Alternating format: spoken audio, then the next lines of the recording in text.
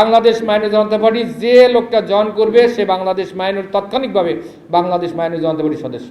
সকল প্রকার রাষ্ট্রীয় যে সমস্ত অত্যাচার থাকে আছে, বিভিন্ন মামলা হামলা, এগুলো কোনোভাবেই বরদাস্ত করা হবে না। আপনি যদি গতকাল ছাত্রলীগ করে এখনই এনসিপি করতে পারেন, তা গতকাল যারা আওয়ামী লীগ ছিল তারা এখন তারা বিএমজেপি করবে, এটাই স্বাভাবিক। আমার মানুষ ছিল ওখানে, তারা কেউ আওয়ামী লীগ করতো না। ওই আপনি যেরকম গা বাঁচানোর জন্য ছিলেন ছাত্রলীগে আওয়ামী লীগে, আমার লোকজনও ওইরকম গা বাঁচানোর জন্য ছিল।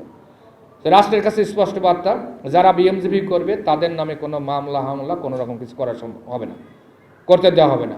করলেই বুঝবো মূল যে উদ্দেশ্য, 5 তারিখের যে উদ্দেশ্য, 5ই আগস্টের যে উদ্দেশ্য, বৈষম্য বিরোধী বাংলাদেশ গড়ার উদ্দেশ্য থেকে আপনি বিস্তৃত। আপনি নিশ্চিতভাবে কোনো না কোনো ষড়যন্ত্রের সাথে লিপ্ত। এই ষড়যন্ত্র কোনোভাবেই বরদাস্ত করা হবে না। আজ থেকে স্পষ্টভাবে বাংলাদেশ মাইনরিটি বলছে, রাষ্ট্রের প্রতিটা ক্ষেত্রে সিদ্ধান্তে রাজনৈতিক সিদ্ধান্তে বাংলাদেশ মাইনরিটি জনতা পার্টি অবস্থান থাকতে হবে, রাখতে হবে এবং অবশ্যই রাখতে হবে। এর জন্য যা যা করা দরকার 85,191 গ্রাম সেটা করা হবে। আপনাদের মাধ্যমে এই বার্তা আমি রাষ্ট্রকে দিতে চাই, সরকার ব্যবস্থা দ্বারা দিতে চাই। আমরা তো রাজনৈতিক দল, পরবর্তী কর্মসূচি এখান থেকে ঘোষণা করা হবে না।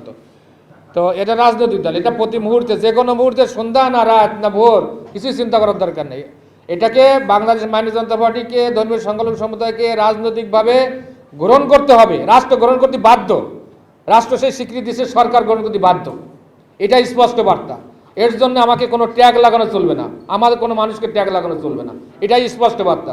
আর আমাকে খাটো করে দেখানো কোনো সুযোগ নাই। আমি তো বললাম, রাজনৈতিকভাবে বাংলাদেশ মাইনরিটি জনতা পার্টি বিএনপি বড় দলের পরে বর্তমানের দ্বিতীয় অবস্থান, বর্তমান বাংলাদেশের বৃহত্তম রাজনৈতিক দল। এটা স্বীকার করে নিতে হবে। আমি বললাম যে কিভাবে, সেটা স্পষ্ট করে দিচ্ছি। ধন্যবাদ।